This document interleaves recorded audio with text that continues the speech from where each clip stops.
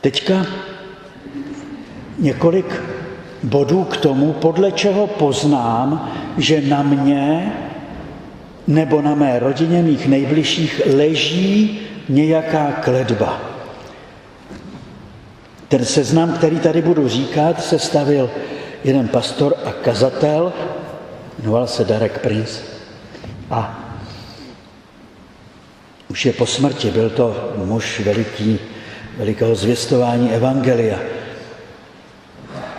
A můžu ze své praxe ty věci, které on takhle shromáždil a sepsal, potvrdit. Když budu říkat ty jednotlivé symptomy, neznamená to, že když se nás týká jeden nebo dva, že tím pádem hned je na nás kletba. Ale když se nás z těch 7 bodů týká 5, tak proste Boha o světlo, v čem je problém. První. Duševní nebo citové zhroucení. S tím související zmatek, deprese. Samozřejmě, že my na prvním místě, když se někdo zhroutí, tak řekneme, přetah se. Já jsem mu to říkala, neber si toho tolik, Francku. No, neposlechl. No tak Francek má poslouchat na prvním místě Pána Boha, ženě má naslouchat, protože skrze ní často promlouvá Duch Svatý.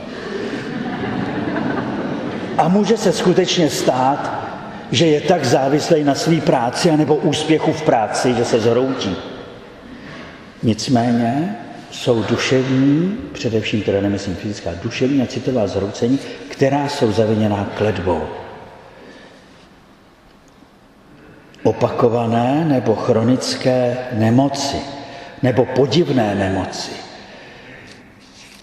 To je tak, když prostě běháte a můžete se přesídlit do nemocnice nebo na polikliniku, protože jestliže zrovna nepotřebujete gynekologii, jako my muži většinou ne, tak určitě ty ostatní oddělení vyberete během půl roku, jo? Že pořád něco. Uzdravíte nohu, začnou záda, hlava, zánět, teďka podivný nemoci, jo? Doktoři vám začnou říkat, no to je zvláštní, víte, ten váš synek, to jsou 3 nemoci takhle na světě, jo? Tak to vždycky, když přijde něco takového obzvláštního, hned se modlete. Jakmile ty nemoci kolují, vracejí se. Jo? To je tak častý důsledek kledeb na naše zdraví. A někdy stačí skutečně Pána Boha prosit, aby ze mě sňal tu kletbu, kterou nevím odkud jde, že odpouštím každému, kdo mi přál zlo. A ono se to zlomí. Ideální je, když se můžeme pomodlit z hlediska autority. Když kněz se může takhle pomodlit nad vámi věřícími. Když ten manžel se může takhle pomodlit nad svojí manželkou. Když řekne, hele Maruško, mně se ty tvoje chronické nemoci vůbec nelíbějí. Pojď, pomodlíme se za to. Jo. To bude Mařenka koukat. A stačí třeba říct ve jménu Ježíše Krista, ruším nad tebou veškeré kletby. Nebo veškeré dědictví po tvých předcích. Jo? Že ty nemoci jdou v tom rodě, víte, jedna generace za druhou. Ruším ve jménu Ježíše Krista, ruším nad sebou, když se to týká mě, to můžu sám udělat, anebo nad tebou, miláčku, ruším tu kletbu, která je v kořeni tady těchto obtíží zdravotních. Další oblast je neplodnost, náchylnost k samovolným potratům, ženské potíže. Mnoho problémů s menstruací je důsledkem prokletí. A je moc důležité to svěřovat do modlitby. Ženy dobře vědí, co někdy ta žena vytrpí, když ty věci má nějak abnormální. Co to je trápení většinu života. A někdy stačí se za to pomodlit. Nebo vidíte, že třeba ta náchylnost k těm samovolným potratům, že jde celým rodem. Jo. Že lidi řeknou, no v naší rodině to takhle jako bylo, jo, z naší strany, nebo manželový, nebo... A člověk to tím pádem neřeší. No naopak, v té chvíli to má řešit. Jestli to není výjimečná věc, je to obvyklé, to znamená, není něco v pořádku, tak prosíme Pána Ježíše, aby zlomil tu kletbu na počínající život. Teď ďábel je ten, který nenávidí život. Jak jemu vadí těhotná maminka, jak mu vadí, že se rodí zdravé děti, jak mu vadí, že se rodí i nemocné děti, protože by je rád zabil. Tak to jsou tyhle věci týkající se potratů, samovolných a neplodnosti. Vztahy, kletba na vztahy, rozbitá manželství, narušení rodinných pout, narušené generační vztahy. Vidíte někde, to mě kdo si tuhle zase říkal, no to je v naší rodině pořád, táta a syn, to nikdy nefungovalo, co paměť sahá. No tak to je snad divný, ne? Tak s tím něco dělejme. Teď patříme Kristu.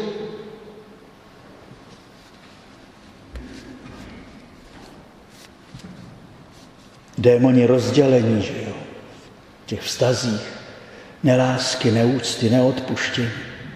Ta rozbitost těch vztahů, to je něco, v čem si skutečně Boží nepřítel libuje.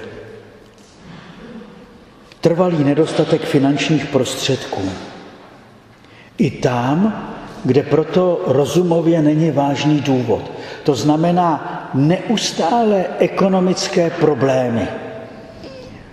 No, tak kdo z vás je nemá, že jo? Ale myslím, že když jsou prostě nějaký takový jako podivný, tak je to také může být znamení kletby.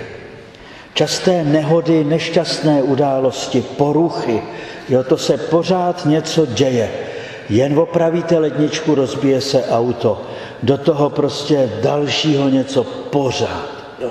Díváte se k sousedům a vidíte, že soused k opravě nevezl nic už 10 let a vy vozíte každý týden. Tak něco není dobře.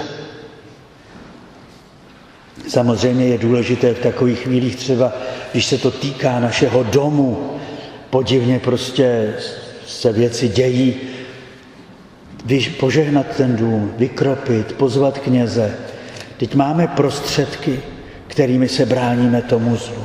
To stačí, že prostě někdo z vašich blízkých anebo ze sousedů vám ten dům prostě nepřál.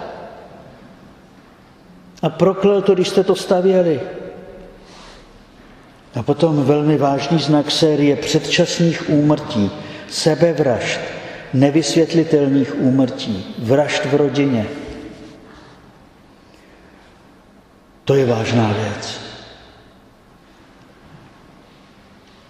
Jednou jsem měl případ, kdy ta paní mě přinesla tak nakreslenou tu svoji rodinu a říkala, u nás muži vždycky kolem 33.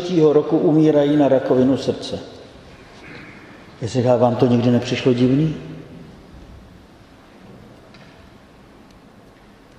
A tohle jsou důsledky nějakých kleteb většinou zevnitř. Spojení z toho, že někdo v tom rodě odpadl od Boha, sám k nějakému okultismu, modlářství a teď k tomu přišla ještě nějaká kletba zvenčí. Tak, co s tím? Kvůli tomu jsme přišli hlavně, aby jsme se těšili z Božího požehnání a když se vyskytne něco špatného, tak aby jsme věděli, co s tím, že jo? No přece si to všechno neodneseme domů. No já bych tak rád potom na závěr se ještě s vámi rád se za to pomodlil, jestli pan farář dovolí a když tady zavčas nepřiběhne, aby mi to zakázal, tak to stejně udělám. Takže co s tím? No cesta ven je pouze skrze Ježíše Krista, jeho oběť za nás na kříži. Prosím vás, když máte nějaký problémy, nechoďte od čerta k ďáblu. Nechtějte, aby jiný čaroděj z vás snímal magické působení předešlého. To si opravdu jen zkomplikujete život. A jsou určitě zaručený recepty. Najdete je všude, jak to udělat, aby ty kletby odešly od vás. A prosím vás, nic z těch praktik, žádný lidský konání. Kletby zrušil na kříži Pán Ježíš. Vzal na sebe naše hříchy i jejich následky. i kletby. To znamená vždycky, tím prvním krokem je vrátit se ke Kristu.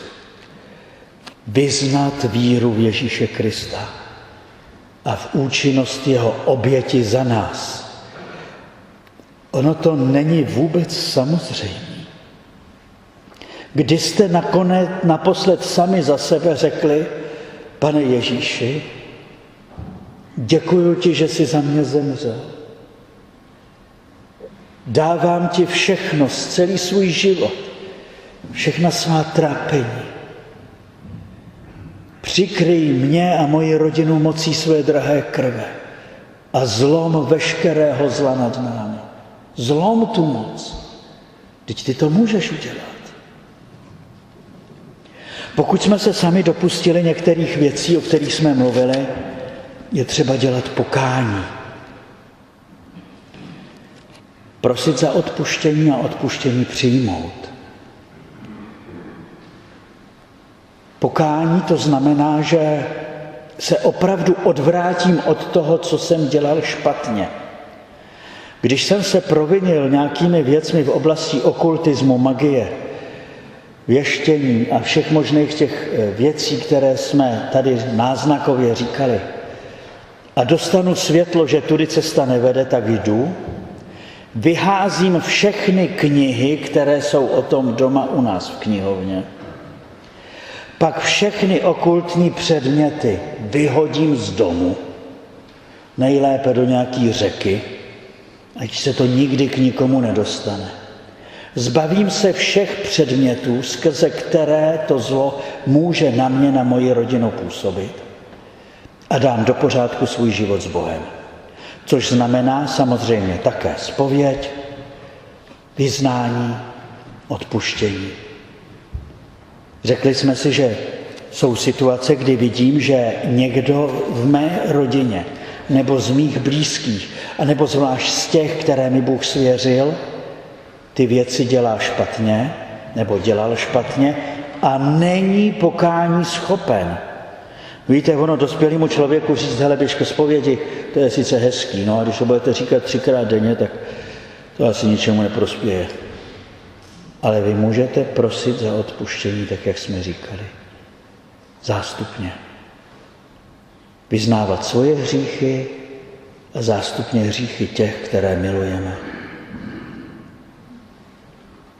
V 3. knize Mojžíšově čteme, budou vyznávat nepravost svou i nepravost svých otců. A pak se Bůh smiluje. Je-li tam kletba, je potřeba tu kletbu zlomit. Řekli jsme si, že je zcela normální, že mohu já nad sebou zlomit kletbu, která na mě dopadla. Ve jménu Ježíše Krista. Mohu ji zlomit nad druhým člověkem. Je-li to něco vážného, jdu za knězem, který za zlomení té kletby se nade mnou velice prostě pomodlí. Je dobře, když víme, odkud ta kletba pochází. Čili když si vyprosíme světlo od Boha, co to znamená. A pak zrušení hříšných vazeb. My jsme si řekli, že některé zlo přichází do našeho života skrze ten náš neuspořádaný život. Hříšné vazby.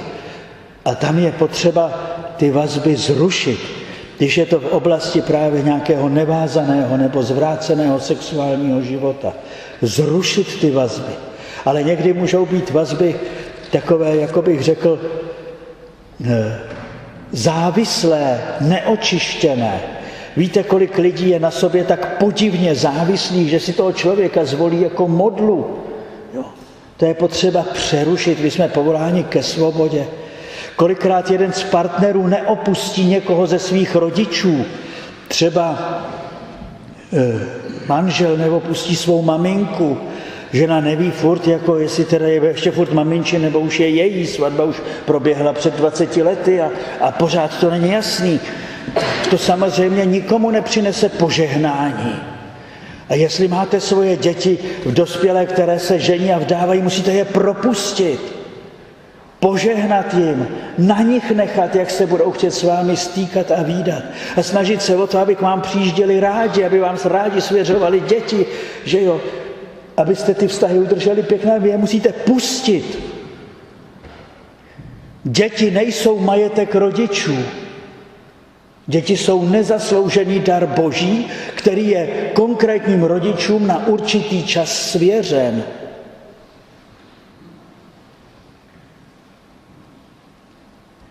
Odpustit těm, kteří nám ublížili.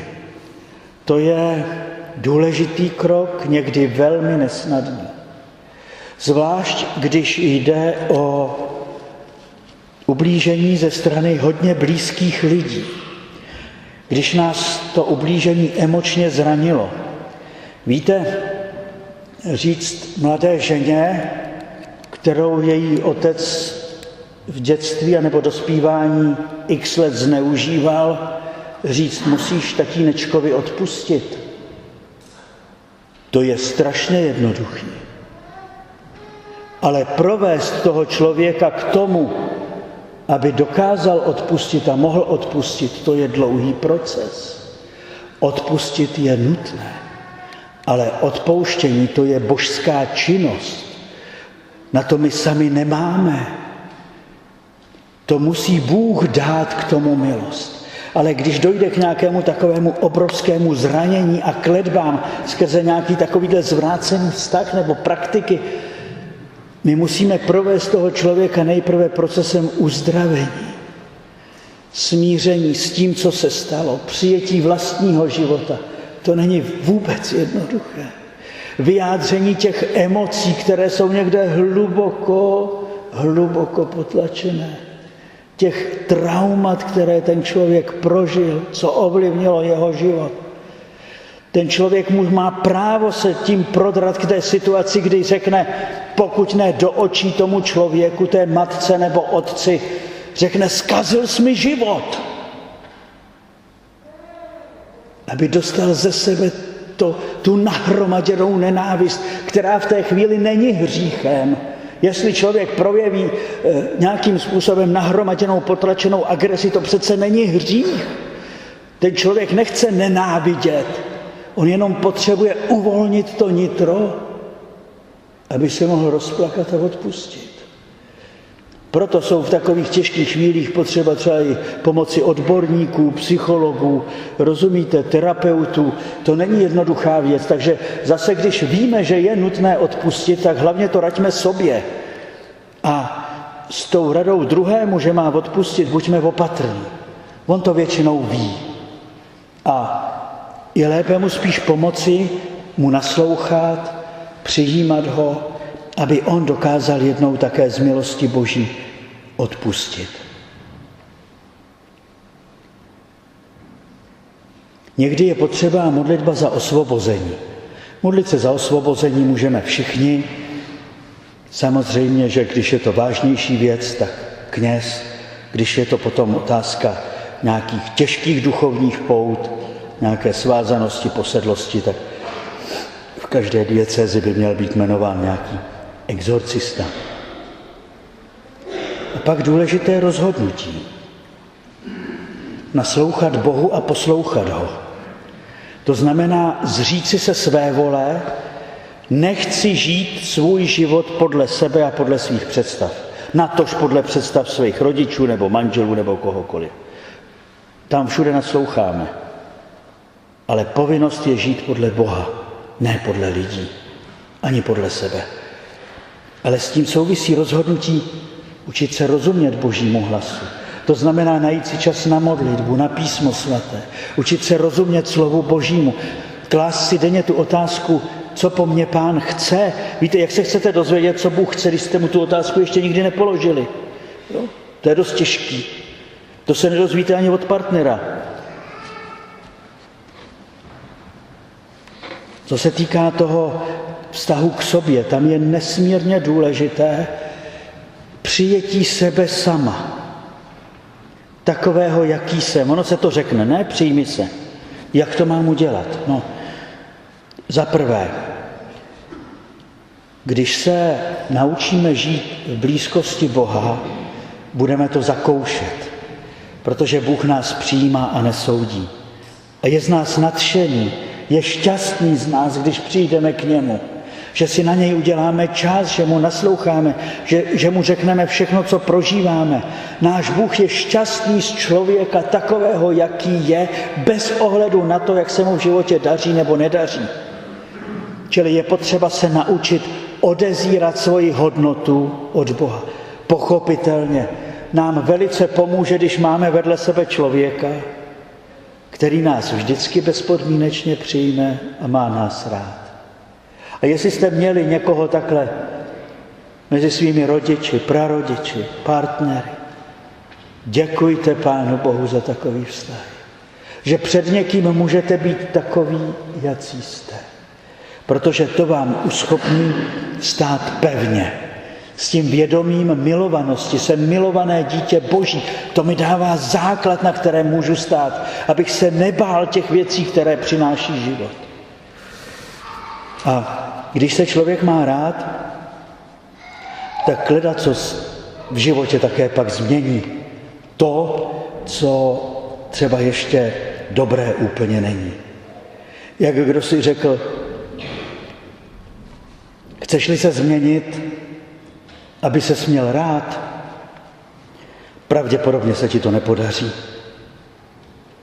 A jestli se chceš změnit, protože se máš rád, tak se ti to pravděpodobně podaří. A pak prosit o Ducha Svatého, aby nás vedl každý den, aby v našem životě působil, aby on nám dával sílu milovat, odpouštět, žehnat, naplnit to Ježíšovo přání, abychom milovali nepřátele, tak to máme v dnešním evangeliu. Abychom žehnali těm, kteří nás proklínají. To není jednoduché a to nejde z lidské síly. Ale my jsme povoláni k tomu, abychom žili v lidském těle na této zemi Božím životem. A to je ta hodnota, kterou máme. Jsme děti Boha, který je milosrdný, všemohoucí Otec. Jsme určeni pro věčnou radost a pro věčnou lásku. My máme nekonečnou budoucnost. Nám už všechno bylo dáno. My se to jenom učíme přijímat a v důvěře ten největší dar toho žití s Bohem celou věčnost nestratit tu naději a vytrvat. A to bych vám chtěl přát a nám všem, aby se pro nás Bůh stal skutečně tím prvním a nejdůležitějším. A když to tak říkám, Pane, tak tě prosím, abys ty nás přemohl svojí láskou. Abys nás naučil tvoji lásku zakoušet a na ní odpovídat. Abychom si tě zamilovali víc než sebe.